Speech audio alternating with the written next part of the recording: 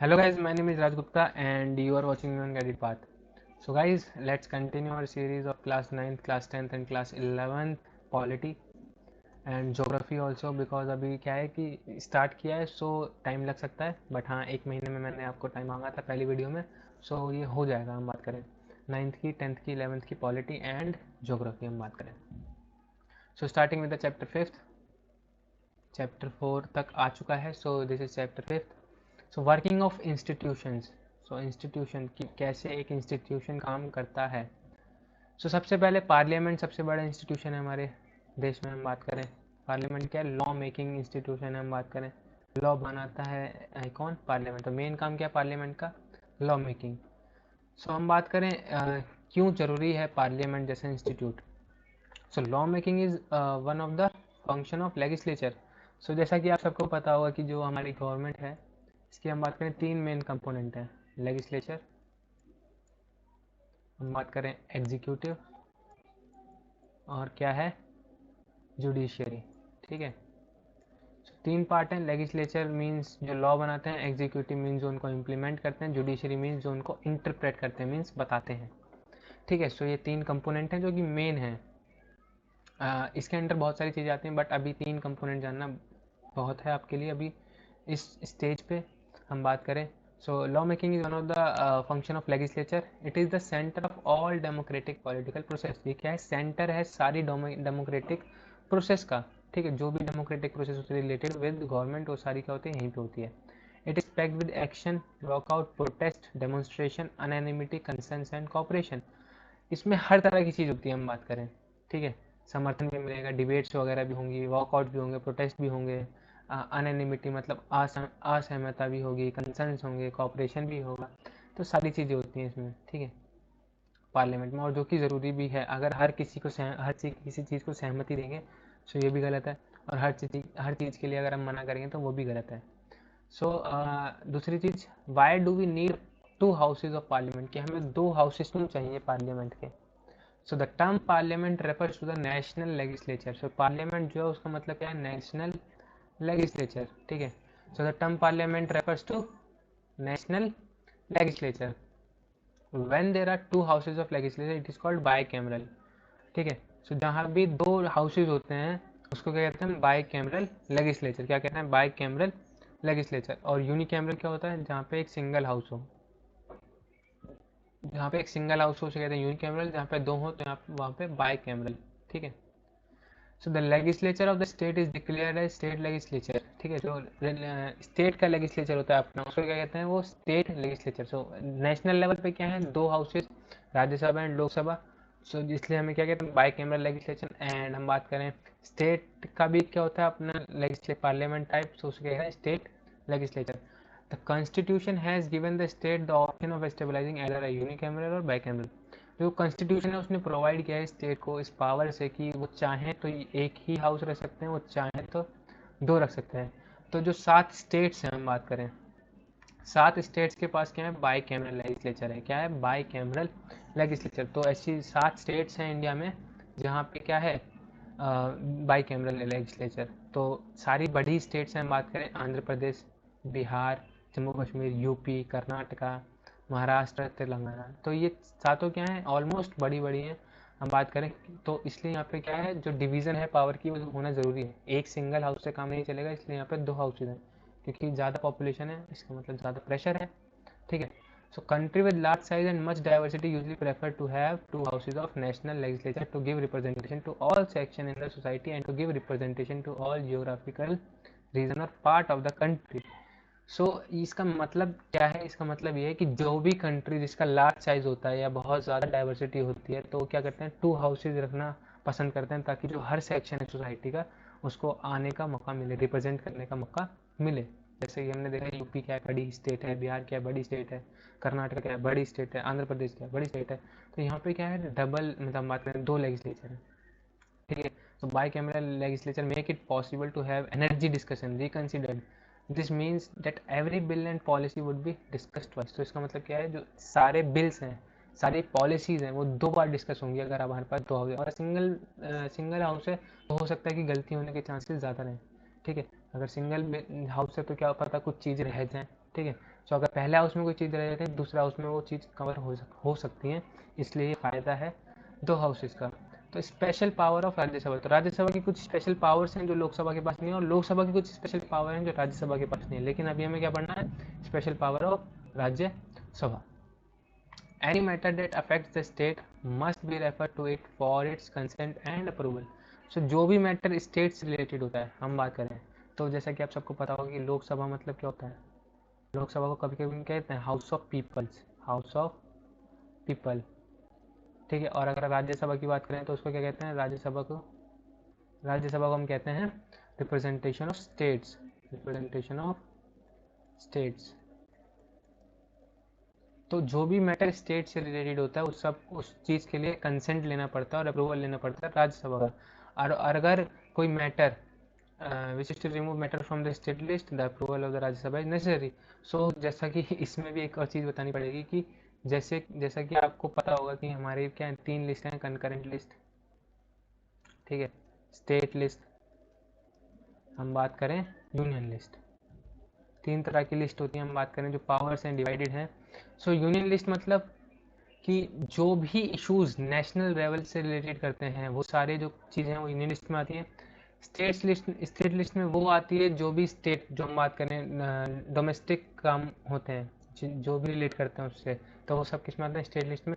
Concurrent list में वो सारे सब्जेक्ट्स आते हैं जिस पे दोनों ही डिसीजन ले सकते हैं, बट यूनियन लिस्ट का उस पर अपर हैंड होता है। मतलब अगर दोनों के बीच में डिबेट होती है तो यूनियन लिस्ट का फैसला फाइनल हुआ, ठीक है। सो ये 3 लिस्ट होती है। तो अगर स्टेट लिस्ट में कोई चेंज करना है तो राज्यसभा का अप्रूवल ज़रूरी है। In all other spheres, including passing of non-money bills, constitutional amendment, and impeaching the president and removing vice president, the power of both the houses are equal. So non-money bill जो money से relate नहीं करता, constitutional amendments, president पे impeachment, vice president को हटाना, इन सब में दोनों के हाउसेस की पावर क्या है, सेम है। दोनों हाउसेस की पावर क्या है, सेम है। नॉन मनी बिल, मैंने जैसा कि आपको बताया था कि लोकसभा की भी कुछ स्पेशल पावर्स हैं। सो मनी बिल से रिलेटेड जितने भी पावर्स हैं वो सब किसके पास हैं, लोकसभा के पास हैं। सो वो अगर पास करेंगे तो राज्यसभा को भी पास करना पड़ेगा, उसमें उनका कोई हेरफेर नहीं कर सकते वो, इसलिए इसमें लिखा है नॉन मनी बिल, ठीक है, समझ गए। So what is an executive, जैसे कि मैंने आपको बताया था वो क्या था, लेजिस्लेचर, यहाँ पे क्या है, executive. So the word executive means a body of person that looks after the implementation of rule and in actual practice. तो लेजिस्लेचर का काम है रूल बनाना, लेजिस्लेचर का काम क्या है, रूल बनाना, और एग्जीक्यूटिव का काम क्या है, उसको इम्प्लीमेंट करना, मतलब डे टू डे लाइफ में, ठीक है। सो वो काम किसका, एग्जीक्यूटिव का। और एग्जीक्यूटिव में कौन कौन आता है, सब गवर्नमेंट एम्प्लॉयज़, ठीक है, जिनका भी काम होता है उसको, हम बात करें डीएम की, हम बात करें किसी भी एक पब्लिक ऑफिसर की, ठीक है, सब किस में आते हैं, इसी चीज़ में आते हैं, एग्जीक्यूटिव में। This is organ of government that primarily looks after the function of implementation and administration. So implementation पे जो भी देख रेख करता है वो कौन करता है, एग्जीक्यूटिव। सो क्या क्या प्रिंसिपल फंक्शंस हैं इसके, एग्जीक्यूटिव के, सो कौन कौन से ऐसे फंक्शन हैं जो एग्जीक्यूटिव करता है, हम बात करें। So the branch of government responsible for the implementation of laws and policies adopted by the legislature. So the branch of government, ऐसी branch government की जो responsible है किसके लिए, implementation of laws, implementation of policies, जो भी legislature अपनाता है वो सब कौन देखता है, executives. The official designation of the executive vary from country to country. Some countries have president while other have chancellor. सो हम बात करें ऑफिशियल जो डेजिग्नेशन है एग्जीक्यूटिव को चेंज होती रहती है, हम बात करें, हाँ वो चेंज होती रहती है कंट्री टू कंट्री। कुछ कंट्रीज के पास क्या होता है, प्रेसिडेंट, कुछ के पास क्या होता है, जैसे आपने सुना होगा चांसलर टाइप, ठीक है। म्यांमार में क्या है, चांसलर, स्टेट चांसलर हम बात करें, ठीक है। While the head of the government and the minister saddled with the overall responsibility of government policy are together known as political executive, and जो डे टू डे एडमिनिस्ट्रेशन करते हैं उनको कहते हैं परमानेंट एग्जीक्यूटिव। सो हम बात करें पॉलिटिकल एडमिनिस्ट्रेशन की, पॉलिटिकल एग्जीक्यूटिव की। सो पॉलिटिकल एग्जीक्यूटिव वो होते हैं जो गवर्नमेंट के हेड होते हैं, हम बात करें, जिनका कोई फिक्स टर्म नहीं होता, जिनका कोई फिक्स टर्म नहीं होता, इन्हें कभी भी पावर से हटाया जा सकता है, ठीक है। सो पॉलिटिकल एग्जीक्यूटिव आपको पता है 5 साल के लिए कोई मंत्री बन सकता है, इससे ज़्यादा नहीं बन सकता, या अगर दोबारा जीत जाए तो दोबारा बन सकता है, ठीक है। लेकिन परमानेंट एग्जीक्यूटिव कौन होते हैं, जिनका एक फिक्स टेन्योर होता है, जैसे रिटायरमेंट 60 साल पे होगा तो 60 साल पे ही होगा, इससे पहले नहीं हटा सकता है, आप कोई गलत काम नहीं करते हो तो, ठीक है। सो क्या है permanent executive. So permanent executive means DMs. Peons भी क्या आते हैं परमानेंट एग्जीक्यूटिव में बोल सकते हैं, ठीक है। सो वो सब किस में आते हैं परमानेंट एग्जीक्यूटिव में, ठीक है। Prime minister and the council of ministers. So prime minister and council of minister. So जब हम 11th करेंगे, अभी तो बहुत दूर है 11th के, लेकिन जब भी 11th करेंगे तो हम इन दोनों चीज़ को, प्राइम मिनिस्टर की पावर्स, काउंसिल ऑफ मिनिस्टर क्या है क्या नहीं है, वो सब करेंगे। बट अभी इस स्टेज पे जो आपको दे रखा है इवन वही चीज़ हो सकती है, इससे ज़्यादा नहीं हो सकती। आपके मन में हो सकता है कि और ज़्यादा सवाल आए इन दोनों के बारे में, बट जितना है उतना ही संतुष्टि रखो उतने से ही, ठीक है। So the COM settled by the PM। So COM means council of minister. Council of minister मतलब हम बात करें मेन मिनिस्टर होते हैं, जैसे यूनियन मिनिस्टर हो गए, ठीक है। यूनियन मिनिस्टर ऑफ, हम बात करें एजुकेशन के, डिफेंस मिनिस्टर, होम मिनिस्ट्री, ठीक है। ये सारे क्या होते हैं council of minister headed by the PM। इनका कौन हेड करता है PM, मतलब हेड कौन होता है PM। Therefore, as head of the COM, the PM become the most important functionary of the government in our country। जो हम बात करें PM है वो क्या है हेड है किसका COM का, COM का। इसलिए जो PM है वो क्या है बहुत इंपॉर्टेंट पोजीशन हो जाती है हमारी गवर्नमेंट में, हमारी कंट्री की गवर्नमेंट में। इसलिए क्यों COM क्या है, ये हम बात करें COM क्या है highest decision making body, highest decision making body, ठीक है। और इसको हेड कौन करता है हम बात करें PM। सो अल्टीमेटली PM जो है वो क्या हो जाती है मोस्ट इम्पॉर्टेंट बॉडी। आगे बढ़ते हैं। Formally a leader who has the support of the majority is appointed by the president as PM। So मैंने आपको शायद पिछली वीडियो में बताया था कि जो PM है उसको भी कौन अपॉइंट करता है प्रेसिडेंट। सो प्रेसिडेंट के बिना कोई सी भी डेमोक्रेसी हम बात करें, कोई सी भी parliamentary form of government exist नहीं कर सकती। सो प्रेसिडेंट क्या करता है PM को अपॉइंट करता है, और किसको अपॉइंट करता है जिसके पास मेजोरिटी होती है, जिसके पास मेजोरिटी का सपोर्ट होता है। Then PM decide who will be the minister in the COM। और जब प्रेसिडेंट PM को हम बात करें क्या करेगा अपॉइंट कर लेगा, तो उसके बाद PM डिसाइड करता है कि कौन कौन होगा काउंसिल ऑफ मिनिस्टर्स में। The PM allocates rank and portfolio to the minister. तो PM क्या करता है एलोकेट करता है रैंक। फॉर एग्जांपल मान लो नरेंद्र मोदी जी हैं, NM नरेंद्र मोदी जी, इन्होंने बोला अमित शाह तुम आज से क्या हो होम मिनिस्ट्री के इंचार्ज हो, ठीक है। इन्होंने बोला okay sir I am the head of ministry of home affairs. Then इसके बाद आइए बोले इन्होंने बोला हर्षवर्धन तुम क्या हो ह्यूमन रिसोर्स डेवलपमेंट के इंचार्ज हो, ठीक है सर। इसके बाद मतलब एक मैं बात कर रहा हूँ कि अगर ऐसा होता कि अगर नॉर्मल लाइफ में ऐसा बोल सकते तो ठीक है। तो मोदी जी ने भी ऐसे बोला कि आप ये हो आप ये हो उन्होंने बोला राजनाथ सिंह जी आप क्या हो डिफेंस मिनिस्टर के हेड हो। सो इस तरीके से उन्होंने रैंक्स सबको दी। बोला निर्मला सीतारमण जी आप कौन हो फाइनेंस मिनिस्टर हो। तो इस तरीके से उन्होंने क्या की सबको रैंक वगैरह देते हैं। The PM and all the minister have to be member of parliament. जो PM होते हैं और जो सारे मिनिस्टर्स होते हैं काउंसिल के वो क्या होने चाहिए मेंबर होने चाहिए पार्लियामेंट के, मीन्स MP होने चाहिए। और अगर वो PM बन जाते हैं विदाउट MP बने तो उस पर्सन को इलेक्ट करना पड़ेगा पार्लियामेंट में विदिन 6 मंथ्स। तो अगर कोई PM है और वो क्या MP नहीं है तो उसको 6 मंथ्स के अंदर अंदर MP बनना पड़ेगा और इलेक्ट होना पड़ेगा, ठीक है। सो मेंबर ऑफ पार्लियामेंट होना पड़ेगा उसे basically. The COM is collectively responsible to the Lok Sabha. COM जो है वो क्या है रिस्पॉन्सिबल है लोकसभा के लिए। अगर वो लोकसभा में अपनी मेजोरिटी खो देते हैं देन क्या हो जाएगा COM डिजॉल्व हो जाएगी अपने आप, ठीक है। So Lok Sabha obligate to resign, ठीक है। हम बात करें the principle indicates that the ministry is an executive committee of the parliament and it collectively governs on behalf of the parliament.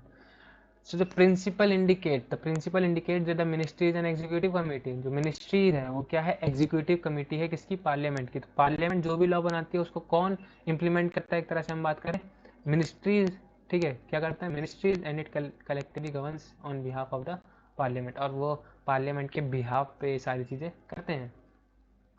It implies that a vote of no confidence even against a single minister led to resignation of COM। जैसा कि मैंने आपको बताया था कि अगर लोकसभा में majority खोते हैं काउंसिल ऑफ मिनिस्टर सो वो काउंसिल ऑफ मिनिस्टर को रिजाइन करना पड़ेगा। एंड अगर सभी खो देते हैं तो डिजॉल्व हो जाएगी, ठीक है। It also indicate that if a minister does not agree with the policy और डिसीजन ऑफ द कैबिनेट तो अगर कोई भी मिनिस्टर, हम बात करें COM के डिसीजन से डिसएग्री करता है, कि बोलता नहीं जो आपने सोचा वो गलत सोचा है, तो या तो उसको क्या करना पड़ेगा, एक्सेप्ट करनी पड़ेगा डिसीजन, या तो फिर उसे रिजाइन देना पड़ेगा, मतलब करो या मरो। ठीक है, या तो एक्सेप्ट कर लो या तो फिर रिजाइन दे दो। ठीक है, तो हम बात करें COM क्या हो गई, इस तरीके से इनको थोड़ी और ज़्यादा पावर मिल गई कि हमारा डिसीजन फाइनल डिसीजन है।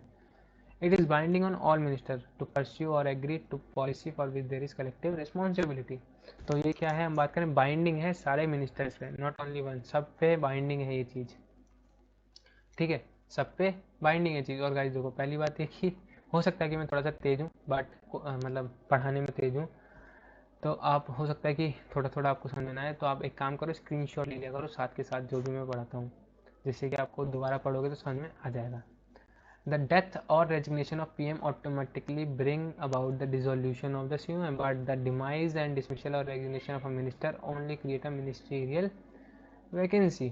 हम बात करें, अगर भगवान न करे कि जो PM है वो डेथ हो जाए उनकी, या वो रिज़ाइन दे दें, तो जो COM है वो अपने आप ही डिज़ोल्व हो जाएगी, वो अपने आप ही डिज़ोल्व हो जाएगी, और जो नया PM बनेगा वो दोबारा से COM बनाएगा, मतलब काउंसिल ऑफ मिनिस्टर मतलब बनाएगा।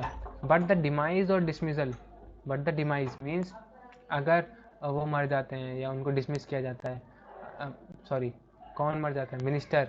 ठीक है, PM की बात नहीं, PM की बात यहाँ पे हो चुकी है। सो अगर कोई मिनिस्टर की डेथ हो जाती है, डिसमिसल हो जाता है, मतलब निकाल दिया जाता है, रेजिग्नेशन हो जाता है, तो वो क्या होता है, सिर्फ मिनिस्टीरियल वैकेंसी, सिर्फ एक मिनिस्टर की जगह खाली होती है, ना कि पूरे COM की। बट अगर PM की डेथ होती है या फिर रेजिग्नेशन देता है, तो पूरी COM खाली हो जाती है, मतलब डिजॉल्व हो जाती है। ठीक है, so next is the PM act as a link between the COM on the one hand and president as the, मतलब ऑन द अदर हैंड। ठीक है, सो हम बात करें PM यहाँ पे इस जगह, और यहाँ पे COM है, और दूसरे हैंड पे क्या है, हम बात करें प्रेसिडेंट और पार्लियामेंट। ठीक है, तो जो PM है, ये जो PM है ये क्या करता है, दोनों मतलब एक तरह से कम्युनिकेटर है, कि जो CM के अंदर क्या चल रहा है ये सारी इन्फॉर्मेशन देते हैं प्रेसिडेंट को, और हम आप बात करें पार्लियामेंट को। सो PM क्या करता है, एक लिंक की तरह काम करता है, PM COM एक एक हाथ पे और प्रेसिडेंट और पार्लियामेंट दूसरे हाथ पे। ठीक है, सो अगर PM नहीं होगा तो भी दिक्कत है, क्योंकि कॉन्टैक्ट नहीं होगा फिर। ठीक है, so this is the concern. The PM is involved in all crucial decisions of the government and decides on the policy of the government. So जो PM है सारे crucial decisions में क्या होता है, इन्वॉल्व होता है, और सारी मतलब बात करें पॉलिसीज होती हैं जो गवर्नमेंट की, उसको डिसाइड करता है PM, इसलिए तो ये बहुत ही इंपॉर्टेंट पोस्ट है इंडिया में। ठीक है, so at state level a similar parliamentary executive exist. तो स्टेट लेवल पे क्या है, एक सेम तरह की पार्लियामेंट्री एग्जीक्यूटिव एग्जिस्ट करती है, दो विद सम वेरिएशंस। सो मैंने बात की थी आपको, नेशनल पार्लियामेंट मतलब नेशनल लेजिस्लेचर क्या है, पार्लियामेंट। स्टेट लेजिस्लेचर भी होते हैं, स्टेट को क्या है ऑप्शन है, यूनिकैमरल बाई कैमरल का, तो वही चीज़ है यहाँ पे, कि स्टेट के पास भी क्या होता है, एक सेम तरह का पार्लियामेंट्री एग्जीक्यूटिव सिस्टम होता है, जहाँ पे कुछ वेरिएशंस होते हैं। तो मोस्ट इंपॉर्टेंट वेरिएशन क्या है, कि वहाँ पे गवर्नर होता है, वहाँ पे क्या होता है, governor of the state appointed by the president on the advice of council of minister. So जो मैंने बोला ना अभी, on the advice of council of minister, तो ये आपको समझ में आएगा 11th में, कि काउंसिल ऑफ मिनिस्टर एडवाइस करती है प्रेसिडेंट को कि आप इस गवर्नर को इस स्टेट का बना दो। ठीक है, सो इस तरीके से कुछ फंक्शन होता है। COM है वो प्रेसिडेंट को एडवाइस करेगी कि भाई इस इंसान को इस स्टेट का गवर्नर बना दो। और गवर्नर क्या होता है, बहुत इंपॉर्टेंट पोजीशन है किसी स्टेट की, अगर बात करें हम तो। ठीक है, स्टेट की बात करें तो स्टेट में गवर्नर और नेशनल में प्रेसिडेंट, सेम तरह की पावर्स होती हैं दोनों के पास। ठीक है, सो दो CM like the PM is the leader of the majority party in the assembly. So PM की तरह CM क्या होता है, स्टेट का हेड होता है। PM क्या है, कंट्री का हेड है, CM क्या स्टेट का हेड है। और CM कौन बनता है, जिसके पास मेजोरिटी होती है। The governor has more discretionary power, तो गवर्नर के पास ज़्यादा पावर होती है, सच लाइक PM के पास क्या होती है, ज़्यादा पावर होती है then PM। However, the main principle of parliament system operate at state level too. So same level का पार्लियामेंट्री सिस्टम चलता है स्टेट पे भी, और हम बात करें नेशनल लेवल पे भी। PM is the most important political institution in the country. So PM office is the most important political institution in the country. So PM का जो ऑफिस होता है वो सबसे ज़्यादा इंपॉर्टेंट पॉलिटिकल इंस्टीट्यूशन होता है। COM is the official name of the body that include all the ministers। so COM क्या होता है? ऑफिशियल नेम होता है किसी एक बॉडी का। मान लो एक इंस्टीट्यूशन है इसमें सारे मिनिस्टर्स हैं, ठीक है, इस बॉडी को क्या कहेंगे हम? COM। क्या कहेंगे? COM। इट यूजली है 60 to 80 मिनिस्टर। इसके पास क्या COM में क्या होता है? 60 से 80 मिनिस्टर्स होते हैं जिनकी डिफरेंट रैंकिंग होती है। क्या होती है? डिफरेंट रैंकिंग, रैंकिंग के हिसाब से। सो अगर हम बात करें ये क्या है? Council of minister. तो ये क्या है? कैबिनेट मिनिस्टर्स, ठीक है, एंड फिर मिनिस्टर ऑफ स्टेट्स। सो हम बात कर लेते हैं कि इसकी कैबिनेट मिनिस्टर की। Cabinet minister are usually top level leader of the ruling party और parties who are in charge of ministries. Cabinet is the inner ring of the COM। ये inner ring of the COM is cabinet. It comprise about 20 ministries. So हम बात करें cabinet ministry के होते हैं top level leader होते हैं, जैसे कि अभी हमारी प्रेजेंट गवर्नमेंट कौन है? अमित शाह, राजनाथ सिंह, निर्मला सीतारमन जी, हम बात करें डॉक्टर हर्षवर्धन। तो ये सारे क्या है? नितिन गडकरी। तो ये क्या है? टॉप लेवल लीडर हैं। हम बात करें कौन क्या है? टॉप लेवल लीडर हैं रूलिंग पार्टी के, जो डिफरेंट मिनिस्ट्रीज के इंचार्ज हैं। तो ये क्या होती है? Inner ring. मैंने बात की आपको, यहाँ पे स्ट्रक्चर दिख रहा होता है इनर रिंग, ठीक है। ये क्या है? कैबिनेट मिनिस्टर की। यहाँ पे कैबिनेट, सॉरी यहाँ पे होगा कैबिनेट मिनिस्टर, ठीक है। ये भी यहाँ पे नहीं होगा। एक सेकंड दोबारा बना देते हैं हम। So if this is COM then this is cabinet ministers, ठीक है, कैबिनेट मिनिस्टर्स। एंड हम बात कर रहे हैं मिनिस्टर ऑफ स्टेट्स की। Minister of state with independent charge. Minister of state with independent charge are usually in charge of the smaller ministries. They participate in the cabinet meeting only when specially invited. तो ये क्या होते हैं? Minister with independent charge यहाँ पे, ठीक है, minister with independent charge, ठीक है। सो ये अटेंड नहीं करते हैं मीटिंग, बट अगर इनको स्पेशली इनवाइट किया जाए बाय PM तो ये अटेंड करते हैं, ठीक है। मिनिस्टर ऑफ स्टेट्स, तो ये क्या होता है? हम बात करें, क्योंकि देखो मिनिस्ट्रीज में काम ज़्यादा होता है, अगर हम बात करें यूनियन मिनिस्ट्रीज की, तो इनको क्या करते हैं? हम बात करें ये क्या होते हैं? एक तरह से उनको सपोर्ट प्रोवाइड करते हैं, ठीक है। So required to assist cabinet minister. तो ये क्या करते हैं? असिस्ट करते हैं। Since it is not practical for all ministers to meet regular and discuss everything, the decisions are taken in cabinet meetings. That is why parliamentary democracy known as cabinet form of government, ठीक है। So this is the reason why democracy, मतलब parliamentary democracy known as cabinet form of government, ठीक है। सो ये assist करते हैं कौन? Minister of states. इसको हम बात करें कैबिनेट मिनिस्टर को, क्योंकि उनके लिए ऐसा ज़रूरी नहीं है कि सब मिलते हैं, टाइम नहीं होता होगा उनके पास, ठीक है, तो सब नहीं मिल सकते हैं हर समय, तो इसलिए क्या करते हैं? ये मिलते हैं।